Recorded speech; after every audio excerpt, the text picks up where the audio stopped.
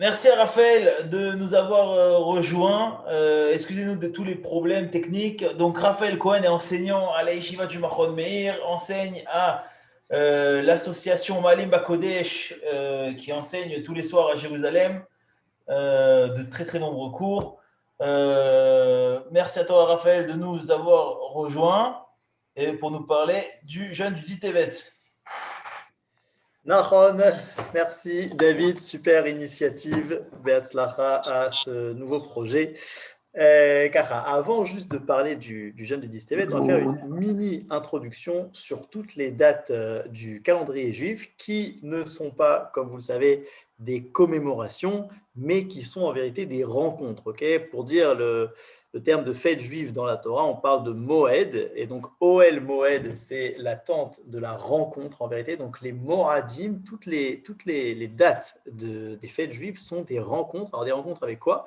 Des rencontres avec des contenus spirituels particuliers. Alors parfois, c'est des rencontres avec des contenus, on va dire, d'absolu, des aspirations, ce vers quoi on doit aller. Okay, par exemple, à Pessah, on rencontre la liberté, Besséder.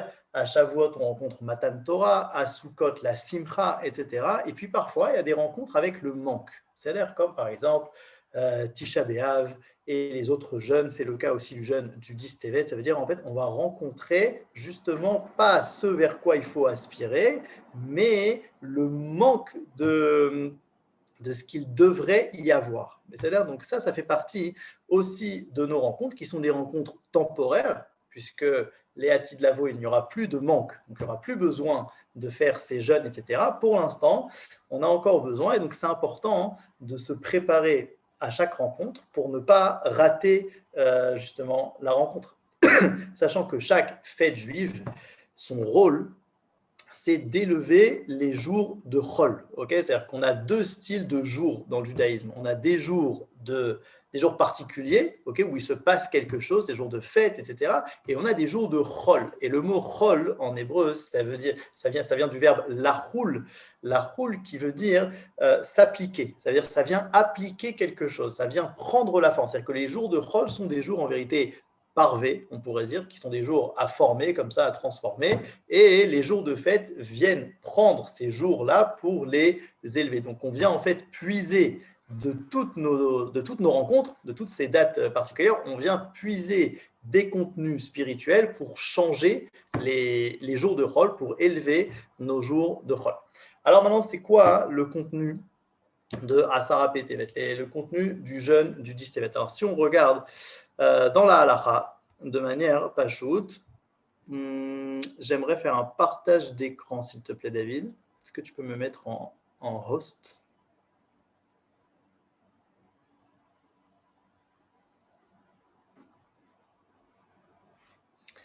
Je suis host. Hop. On regarde donc le premier makor, c'est Pnine Halacha, Besséder, c'est un livre de Halacha, et il nous dit comme ça, il nous résume un petit peu ce qui a marqué dans la Halacha sur Asara Betevet, et il dit comme ça: Be'asara Betevet tiknu tsom mipne shebe oto yom. Donc le 10 Tevet, on a instauré un jeûne. Pourquoi? Pour 4 raisons. Je vous ai mis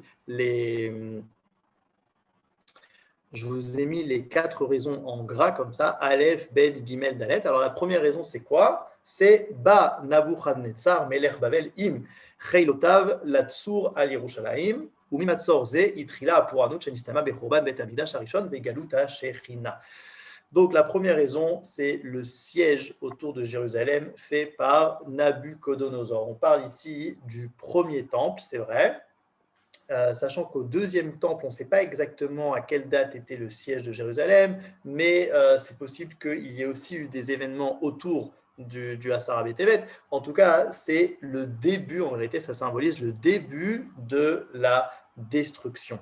C'est-à-dire que de la même manière que la reconstruction de Ham Israël arrive kima, c'est-à-dire petit à petit, eh bien, la destruction du temple, elle aussi, elle s'est faite kima, c'est-à-dire aussi petit à petit. Et donc, c'est important de se rappeler de chaque étape, de chaque événement qui a engendré en fait la destruction. Donc, Ça, c'est la première raison, c'est le siège autour de Jérusalem. Regardez, je vous ai amené les psukim juste en bas, c'est dans Yecheskel. Vaïd avar Hashem elai bashana ateshit bachodesh ha'asiri be'asor lachodesh les morts. Donc, le Asara Betevet, Yecheskel a eu une vision de Dieu qui lui dit Ben Adam, ketov lecha et shem hayom, et etzem hayom azeh, samach meler bavel el Yerushalayim be'etzem hayom azeh. Donc, il lui dit, Dieu dit à Yecheskel, voilà, ce jour-là, donc le jour de la Sarbetet où je suis en train de te parler maintenant, c'est le jour où le roi de Babel va venir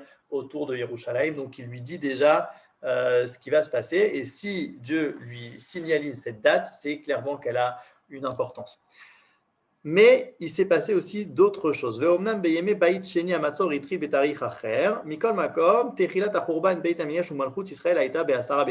c'est la fin du Pnei Halacha qui dit que c'était donc le début de la destruction. Et en vérité, Chachamim, ils ont aussi, entre guillemets, pris un tremp, je ne sais pas comment on dit, ils ont pris l'occasion quoi, d'instaurer d'autres événements à cette date-là. Et regardez ce qui a marqué ici, Vekevan Shekvar Nikba Tsom Berasar Betevet, et étant donné qu'on a déjà instauré un jeûne le 10 Tevet, Nitztarfu Leinyano Shelatsom, Od Shne Meoraot, Metzaharim, Shechalou, Samour, les Otoyom. Donc, on a ajouté encore deux événements tristes qui se sont passés ce jour-là. Alors, petit 1, donc c'est ici, Mitat Ezra Asofer, Betet Betevet. La mort de Ezra Asofer qui s'est passée le 9 Tevet. Alors, ce n'est pas la même date, mais étant donné que ce n'est pas très loin de la date, alors on a pris cet événement qui est un événement triste. On va expliquer pourquoi c'est un événement si triste. Parce qu'en réalité, c'est qu'on ne fait pas de jour de jeûne pour chaque grand personnage du judaïsme qui est décédé ce jour-là. Sinon, on devrait jeûner tous les jours de l'année. Donc, pourquoi est-ce que Ezra Asofer, c'est si différent? On va le voir. Et donc, c'était le 9 Tevet. Alors, ils ont dit, donc le 10 Tevet, on va aussi jeûner pour ça. Très bien. Gimel. Targum HaTorah Yevanit Beched Tevet.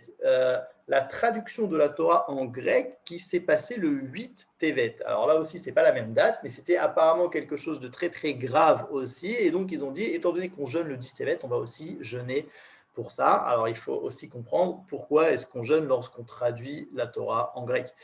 Et enfin, la dernière raison, c'est le petit dalet Ve'a Farabanu Tarashit Osifa Vetikna Sheyom Ze Yom Hakadish Haklali Lehol Kedoshe Ashora Shelonoda Yom Petiratam. Donc là, Rabbanu Tarashit, en réalité, au début de l'État d'Israël a fixé ce qu'on appelle Yom HaShoah. Yom HaShoah à la fin du mois de Nissan. Okay, donc c'est le jour où on doit se commémorer la Shoah, il y a des sirènes, etc. etc. Seulement les rabbinim n'étaient pas tellement d'accord avec cette date, puisque pendant le mois de Nissan, on a une interdiction de s'endeuiller. En plus, ça tombe aussi pendant l'Omer, ça posait quelques problèmes au niveau de la musique, etc. Et donc, la Rabbanout Harashit, elle a dit, nous, notre Yom HaShoah à nous sera à Asara Betevet. C'est-à-dire que c'est le jour où ça a été instauré par le grand rabbinat de l'État d'Israël, que c'est le jour où on fait le Kaddish pour tous les gens de la Shoah qui ne savent pas, dont on ne connaît pas la date, en fait. C'est-à-dire qu'il faut faire un Kaddish à la date de décès d'une personne, étant donné qu'il y a beaucoup de gens dans la Shoah qu'on ne sait pas, alors c'est ce qu'on appelle le Kaddish Aklali, le Kaddish général. Et comment ça se fait que la Rabbanout Harashit a pu instaurer cela? En fait, ils ont un petit peu, entre guillemets, copié ce qui a déjà été fait. Ça veut dire que vu que les Chachamim avaient déjà profité de cette date pour y mettre d'autres événements, eh bien, la Rabbanout Harashit a appris de ça qu'on a le droit, pour Asara Betevet, d'ajouter des raisons de jeûner. Et donc, ils ont ajouté cette raison-là et ils ont instauré donc le Kaddish à Klali. C'est là, maintenant, on va expliquer rapidement chacune de ces raisons et on va voir s'il n'y a pas un lien entre toutes ces raisons. Alors, on va commencer un petit peu à l'envers. On va commencer en fait avec la traduction justement en grec. Okay, alors, regardez cette source-là qui dit comme ça, donc dans Masechet Sefer Torah, elle dit Shivim Zekenim Kadvu Kol Torah, les Talma Yameler, Lachon Yevanit, Vehaya Oto Hayom Caché le Israël, Keyom She Asubo et Ha Aigel. Shelo Aïta Torah Yechola Litargem Kol Tzorka. Donc, il y a marqué comme ça que le jour où ils ont traduit la Torah en grec, c'était un jour qui était comparable au jour de Chet HaEgel, le jour de la faute du Vaudor. Alors, quel rapport entre la faute du Vaudor et traduire la Torah en grec? Et bien, en vérité, qu'est-ce que c'est que la faute du Vaudor? La faute du Vaudor, c'est comme ce qu'a dit à Israël, donc à Aaron, fais-nous un Dieu qui puisse marcher devant nous. C'est-à-dire, l'envie qu'avait Amisraël à ce moment-là, c'était une envie de tout pouvoir appréhender. Ça veut dire, on vient de nous faire sortir d'Égypte, on a vu des miracles, etc., etc. On a vu quelque chose qui nous dépasse, et donc on ne veut pas avoir affaire à quelque chose qui nous dépasse, on veut avoir affaire à quelque chose qu'on comprend, quelque chose que je peux totalement rentrer dans ma poche, le connaître, voilà, c'est lui, c'est mon Dieu, il marche devant moi, je le vois totalement. Donc on veut un Aigel. Okay, un Aigel, c'est Milachon Igoul, ça veut dire donc un cercle, un rond, c'est quelque chose de fini, c'est quelque chose qui est, contrairement à la droite qui est infini. Et donc en fait, la faute ici, c'était de rendre l'infini du fini. Ça veut dire on prend Akadosh Baruch Hu et on en fait une statue. Et donc en fait, traduire la Torah en grec, c'est la même sorte de pensée, c'est-à-dire que c'est prendre la Torah qui est quelque chose d'infini, quelque chose qui nous dépasse totalement, et puis dire non, ça va, je peux tout à fait la comprendre, il suffit de la traduire, voilà, dis-moi juste, voilà, moi je ne parle pas très bien hébreu, donc bon, bah, fais-moi une petite traduction, et puis je pourrais tout à fait la comprendre. Il n'y a pas quelque chose d'autre dans la Torah que le texte que j'ai devant moi, donc traduis-moi la Torah en grec, et tout ira bien. C'était ça, la pensée des Grecs. Mais c'est-à-dire, il y a marqué comme ça dans Megillat Ta'anit, et c'est amené dans le Shulchan Aruch, c'est la source 3 et 4. Beshmona betevet nirteva Torah leivanit bemet alma mer vechocher bala olam. Lorsque, apparemment, ils ont traduit la Torah en grec, il y a marqué comme ça qu'il y a une obscurité qui est arrivée sur le monde. Alors, je ne sais pas si c'est une obscurité physique, mais en tout cas, c'est comme ça que les Chachamim s'expriment. Ça a créé de l'obscurité. Et pareil, dans le Shulchan Aruch, c'est amené ici, dans Orach Chaim, justement sur Asara Betevet, Beshmona Betevet, Nirteva Torah Ivanit, Beimet Alma Yameler, Vaya Chocher Barolam, Shelosha Yamim. Il y a eu 3 jours d'obscurité après l'écriture de la Torah en grec. Alors, qu'est-ce que c'est? C'est quoi l'obscurité? Qu'est-ce que ça vient nous dire? L'obscurité, ça veut dire, c'est comme, imaginez-vous qu'on prenne le soleil et qu'on le transforme en lampe de poche. Okay, ça veut dire qu'on a quelque chose qui illumine, qui nous dépasse, qui est beaucoup, beaucoup plus grand que tout ce qu'on peut imaginer, etc. Et on dit, ok, mais bon, moi j'ai besoin voilà, d'avoir un petit peu de lumière juste ici sur ma table quoi, pour voir qu'est-ce que je fais, etc. Donc tu prends, t'en fais une petite lampe de poche. Et en fait, tu as rendu de l'infini du fini. Donc ça, c'est la première, on va dire, la première raison de jeûne à Sarah Bétéret, c'est cette pensée-là. Et la vérité, bien sûr, c'est les goïs qui ont demandé ça, mais on a tous besoin de faire tchouva par rapport à ça. Ça veut dire que c'est un équilibre qui est un petit peu dur à trouver dans le sens où on doit à la fois clairement avoir des compréhensions de Torah, on doit chercher à comprendre, à savoir, à s'identifier, à étudier, à écouter des cours, etc. Mais on doit toujours se rappeler que c'est au-delà de nous-mêmes, que c'est quelque chose qui vient nous changer, que ce n'est pas quelque chose qu'on va pouvoir encadrer dans un livre, dans un cadre, et c'est tout. D'accord. Donc il faut garder en fait cet équilibre entre à la fois la volonté de s'identifier et de comprendre, mais à la fois la modestie, la hanava, de savoir que ça nous dépasse. Et c'est sûr qu'on a toujours besoin de faire tchouva par rapport à ça. On fait tous de temps en temps des petits chet à Hegel. Okay, on a tous parfois l'impression d'avoir compris totalement un sujet, d'avoir cerné, ok, c'est bon, j'ai compris. Ça veut dire, par exemple, on a tous entendu déjà l'histoire de la Parashat Shavua, okay, de Yosef avec ses frères, etc. Et donc on se dit, bon, c'est-à-dire, je connais déjà.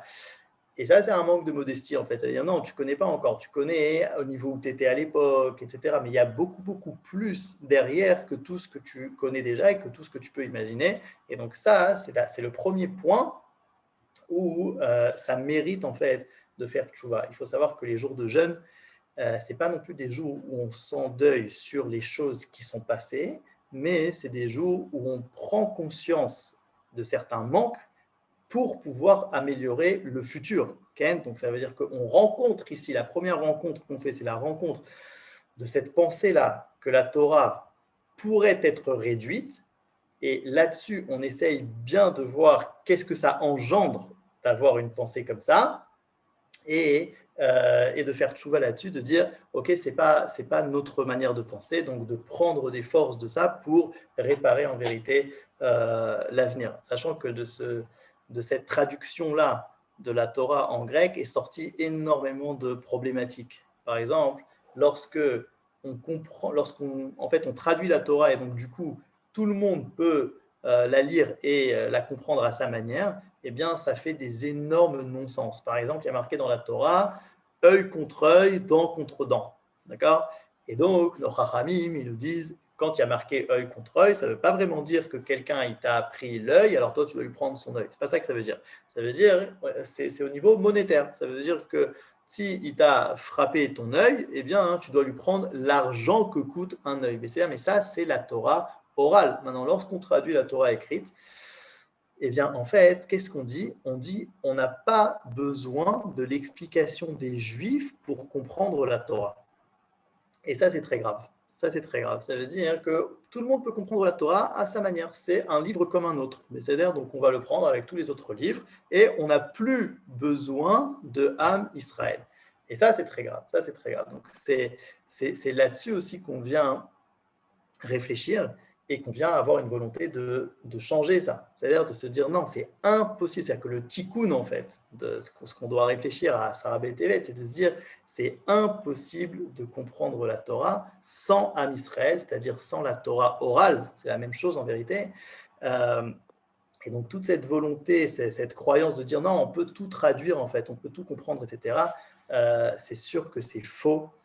Et donc, toutes ces compréhensions-là qu'ont fait certains goïms, ce qui a créé le christianisme, etc., en vérité, avec le temps, ça a aussi attiré certains juifs. Et jusqu'à aujourd'hui, il y a des juifs, enfin, il y a encore une guerre culturelle, en vérité, il y a des juifs, encore aujourd'hui, qui disent on n'a pas tellement besoin de la Torah orale. Pourquoi est-ce que je ne pourrais pas moi-même dire mon propre pérouche, etc., etc. Et ça engendre énormément de problèmes et d'embrouillement dans le monde juif aussi. Ouais, il y a une question. Kara. Il y a dans le chat une question. Alors peut-être que je verrai à la fin, comme ça je fais un malheur. Alors avant, il y a quand même, on pourrait se dire aussi, mais pourquoi est-ce que c'est si grave au final? Enfin, je veux dire, on a expliqué un peu pourquoi c'est grave, mais en vérité, le peuple juif, il a aussi une volonté universelle. Ça veut dire qu'on a aussi une volonté d'expliquer la Torah à toutes les nations. Mais le jour où on traduit la Torah en grec, on fait un jour de jeûne. Alors, ça se contredit un petit peu. Pourquoi est-ce qu'on fait un jour de jeûne? C'est exactement ce qu'on veut. On veut que la Torah soit accessible à tout le monde. Mais la réponse, en vérité, c'est de dire que on veut bien entendu influencer les nations du monde, mais on veut les influencer par notre manière d'être, pas seulement par notre sagesse. Ça veut dire que, bien sûr qu'on veut élever tout le réel, d'accord? Le peuple juif est comparé au cœur dans un corps. Et donc, il faut que, bien sûr, le cœur et le corps, ils doivent être liés, etc. Il faut que le cœur soit en bonne santé, etc., etc. Mais c'est justement en fait la volonté de traduire, c'est de dire en fait non, j'ai pas besoin du cœur. Ça veut dire j'ai pas besoin de recevoir une influence de vous. Donnez-moi juste ce que vous dites et après moi je me débrouillerai. Mais c'est pas comme ça que ça marche. C'est pas comme ça que ça marche. L'influence de Am Israël sur les peuples, c'est une influence de vécu. Ça veut dire c'est pas quelqu'un qui vient te faire un cours et c'est tout. C'est quelqu'un qui te montre comment est-ce qu'on vit cette Torah sur terre. C'est-à-dire que lorsque tu vois un peuple qui a une armée forte et qui reste moral, qui a une économie croissante, mais qui reste avec des valeurs sociales, etc., qui a un bon rapport à la matière et qui a un bon rapport aussi à la spiritualité et au divin, bref, quand tu vois des prophètes, des Névi'im, etc., alors là, tu te dis, ok, ça marche. Ok, là, je veux bien recevoir de l'influence. Mais en fait, le fait de dire, non, traduisez-moi votre Torah en grec et je n'ai pas besoin de vous, je peux m'en sortir tout seul, c'est l'inverse. Ça veut dire en fait, tu déconnectes le cœur, tu lui enlèves son rôle et tu dis voilà, dites-moi juste le résumé de ce que vous dites et puis je me débrouillerai. Et ça, c'est une énorme erreur et peut-être que nous, on ne le comprend pas assez aussi. Peut-être que nous, on ne comprend pas assez à quel point on a un rôle universel et ce n'est pas seulement un rôle de sagesse, de chorma, c'est vraiment un rôle de vécu. Ça veut dire que ce qu'on dit tout le temps, lorsque nous, on sera ce qu'on doit être, alors en vérité, il y a pratiquement tous nos problèmes autour se résolveront. C'est-à-dire que nos ennemis verront quelque chose en face d'eux qui est évident, un niveau de vie qui donne envie en fait de lui ressembler et qui ne donne pas envie de le détruire. Et donc, ça réglera énormément de problèmes. C'est-à-dire que le sujet, c'est toujours nous. Ce n'est pas tellement les autres en vérité. Donc, ça, c'est pour la Torah en grec. La deuxième raison, c'était la mort de Ezra Asopher. Alors, la mort de Ezra Asopher, il y a marqué comme ça dans plusieurs mécorotes qui sont ici. Je ne sais pas si on va pas forcément les lire, vous pouvez les lire si vous voulez, mais en gros, il y a marqué que Ezra Asopher est comparé à Moshe Rabbeinu. De la même manière que Moshe Rabbeinu était celui qui unifiait la Torah orale et la Torah écrite, Ezra Asopher aussi a marqué comme ça dans Sanhedrin, Tanya Rabbi Yossi, Omer Raou Yaya Ezra Shetinaten Torah al Yado le Israël, il malé Kadmo Moshe. Ça veut dire que Ezra, il était apte à donner la Torah à Am Israël, seulement c'est Moshe qui l'a devancé. Ok, alors c'est quoi la spécificité de Moshe? Moshe, il est appelé à la fois le plus grand des prophètes et le plus grand des chacham. Ok, et donc Ezra aussi, en vérité, il fait ce lien-là entre d'un côté la prophétie et d'un côté la chorma, d'un côté la Torah écrite et d'un côté la Torah orale, c'est-à-dire d'un côté en vérité l'absolu de HaKadosh Baruch Hu et d'un côté Am Israël qui reçoit cette Torah et qui la transforme. Il y a marqué dans la source 6 que Ezra est le dernier des prophètes. C'est-à-dire, et en vérité, on sait que c'est Malachi, le dernier des prophètes, mais que Ezra, c'est Malachi, justement. Et il y a marqué dans la source 7 que Ezra, lorsqu'il a donc rassemblé, Ezra, c'est celui qui a rassemblé les Bnei Israël après l'exil de Babylone. Donc, c'est lui qui a fait remonter les Juifs en Israël, qui a reconstruit le Beth Amikdash, etc. Et c'est aussi lui qui a instauré les Anshe Knesset Agdola. Et donc, les Anshe Knesset Agdola, ils ont fait énormément de takanot. Okay, donc, les takanot, c'est quoi les takanot? C'est de la Torah orale. Ça veut dire que c'est des rabbanim qui se réunissent et qui disent on va instaurer telle et telle chose. C'est ce qui est marqué dans Baba Kama. Asara takanot tiken Ezra. Donc, il a fait 10 institutions. Chez Korim Bemincha be Shabbat, qu'on lise la Torah à Mincha de Shabbat, qu'on lit la Torah le lundi et le jeudi, qu'on on fait des bâtés d'inim, des tribunaux le lundi et le jeudi, etc., etc. Ça veut dire que c'est beaucoup d'institutions qui sont vraies jusqu'à aujourd'hui. Ça veut dire que c'est la fin de la Torah écrite et c'est lui qui va lui donner sa continuité dans la Torah orale. Et en vérité, c'est celui qui dit il n'y a que Am Israël qui a cette capacité de développer la Torah et donc de faire son rôle. Et Ezra, c'est aussi celui qui ramène Am Israël sur sa terre. D'accord? C'est celui qui ramène les exilés, parce qu'il se dit il n'y a que Am Israël qui est capable de continuer cette Torah de Moshe, et il peut le faire où? Il peut le faire que sur sa terre. C'est-à-dire que Ezra, c'est celui qui vient en vérité reconstruire Am Israël dans toute... on va dire, dans tout son rôle. Alors, quel rapport avec le truc d'avant? On va dire que de traduire la Torah en grec, c'est de dire on n'a pas besoin de Am Israël. D'accord? Et Ezra Asopher, c'est celui qui va dire le plus on a extrêmement besoin de Am Israël. D'accord? On a besoin de lui, c'est que lui qui peut continuer cette Torah-là. Et donc, la mort de Ezra Asopher, ça nous fait face en fait au manque de ça, au manque de cette vision-là, de cette émouna-là dans Am Israël qui revient sur sa terre et qui continue la Torah. Et maintenant, j'en viens à la première La première raison, c'était le siège autour de Jérusalem. C'est quoi le siège autour de Jérusalem? C'est donc Nabuchodonosor, on va dire, qui représente les nations du monde en vérité, qui vient autour de Jérusalem pour dire quoi? Pour dire Jérusalem n'est pas seulement à vous. C'est quoi Jérusalem? Jérusalem, c'est la ville qui relie le ciel et la terre. C'est l'endroit où le Créateur se révèle le plus. Et Nabuchodonosor, chef de la culture de l'époque, il vient dire, c'est pas seulement à vous.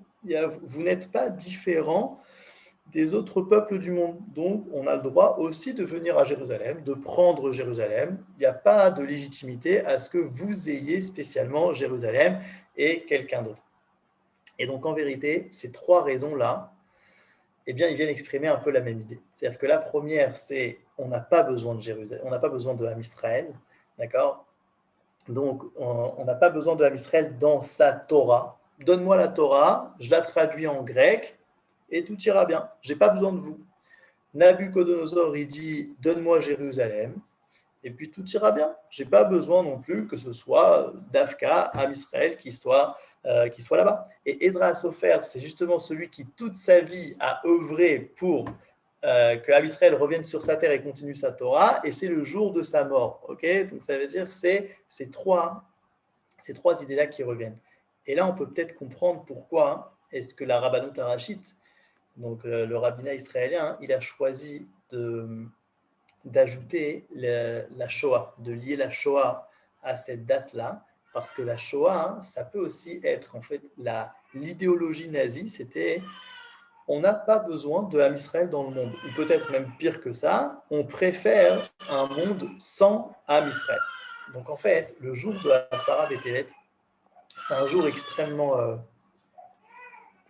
puissant, dans le sens où on rencontre en fait une idéologie qui dit peut-être qu'on n'a pas besoin de Ham Israël dans le monde, on n'a pas besoin de Ham Israël dans sa Torah, on n'a pas besoin du coup qui soit sur sa terre.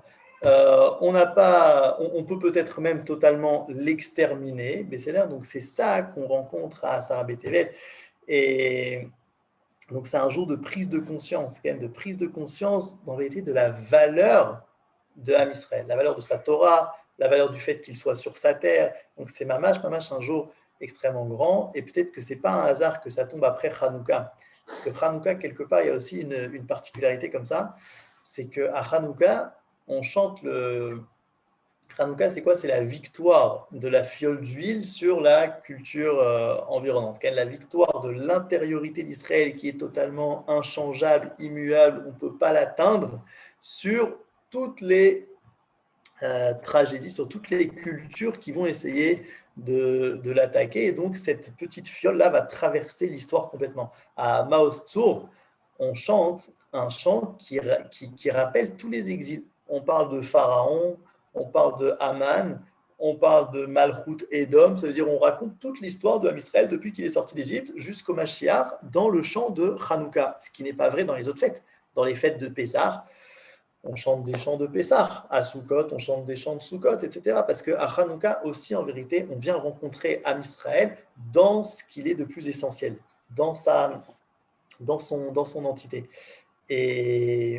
Et donc, à Hanouka, on rencontre ça de manière festive, pendant 8 jours, on dit le Hallel, etc. Et juste après, on rencontre en vérité plus ou moins le même contenu, mais cette fois dans le manque. Et les deux ensemble, ça construit, c'est censé construire chez nous une compréhension un peu plus avancée sur la valeur de Ham Israël et sur son rôle. Et on va finir avec ce que dit le Rav Tzvi Yehuda sur quel doit être le tikkun de, ça c'est mes enfants, de Asara B'Tevet. Regardez la source 8. Ve'amar morenu ve'rabenu Arav Tzvi Yehuda Kouk sheyesh letaken be'Asara B'Tevet shelocha inyanim elu. Donc on doit réparer à Asara B'Tevet ces trois choses-là. Donc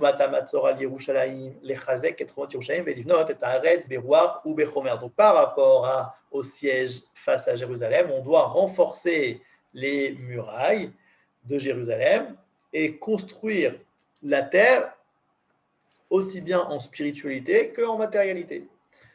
Petit 2, Leumat Mitat Ezra.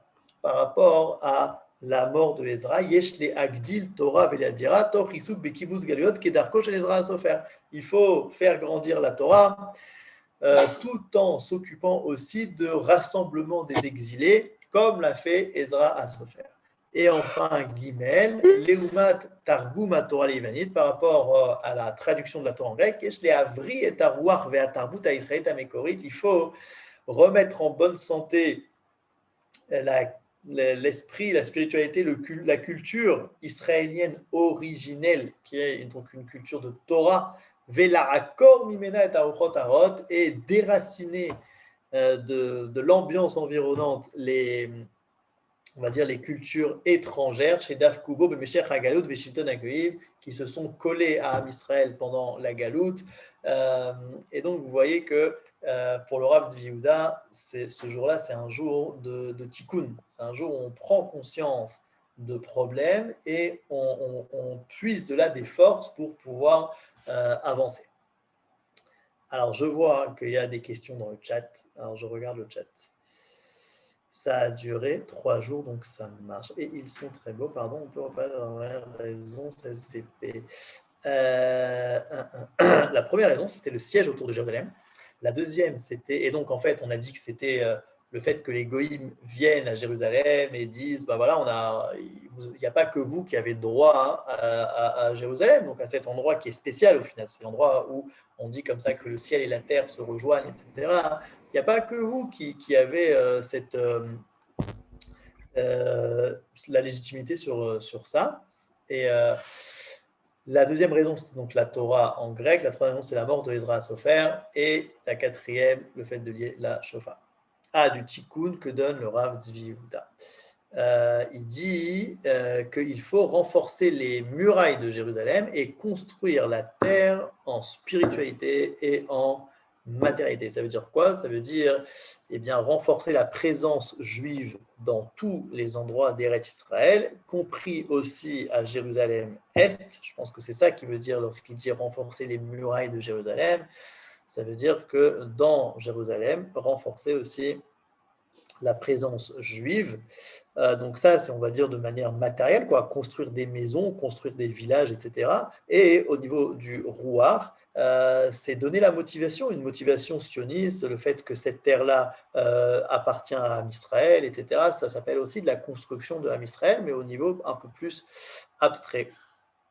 Voilà. Chazak Ubaro, merci d'avoir été avec nous. Tu veux enlever le partage d'écran? Comme ça, on te voit. Et voilà. Toda Rabba à Raphaël Cohen. Vous pouvez retrouver le cours sur le groupe Facebook cours et conférences autour de la Torah d'Israël. Et là-bas, on fait plein de cours et de conférences de 30 minutes.